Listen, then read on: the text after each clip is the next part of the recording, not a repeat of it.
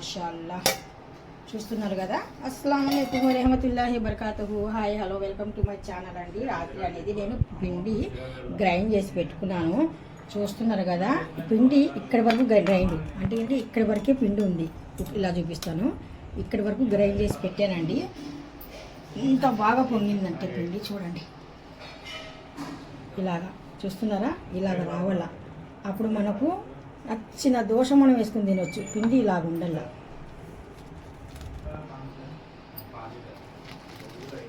అంటే చిన్నప్పటి నుండి అమ్మ వాళ్ళ ఇంట్లో ఎక్కువగా టిఫిన్లు చేసేటప్పుడు దోశలు గ్రైండర్ ఉంది.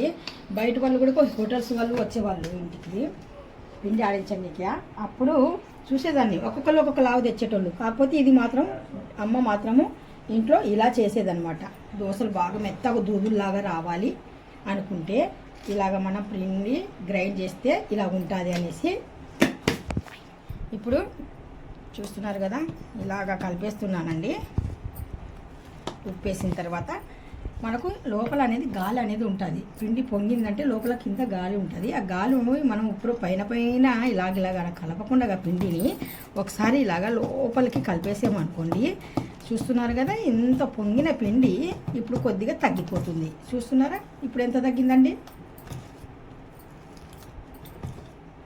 చూసారా, మీ ఎదురుగానే నేను కలిపాను, మీ ఎదురుగానే చూపించాను. ఇది పిండి కలపడం అంటే గ్రైండ్ చేసి పిండి ఇలా దాసామనుకోండి, నైట్ అంతా వదిలేస్తే ఇలాగ పులుసాలి. అంటే ఇంకా ఉదయం ఏలోపు పొంగిపోవాలి బాగా. అప్పుడైతేనే దోశలు అనేటివి ఎంత బాగొస్తాయంటే చక్కగా వచ్చేస్తాయి.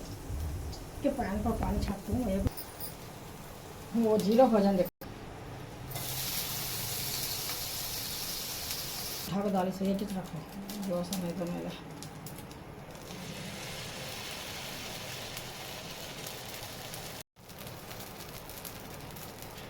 बस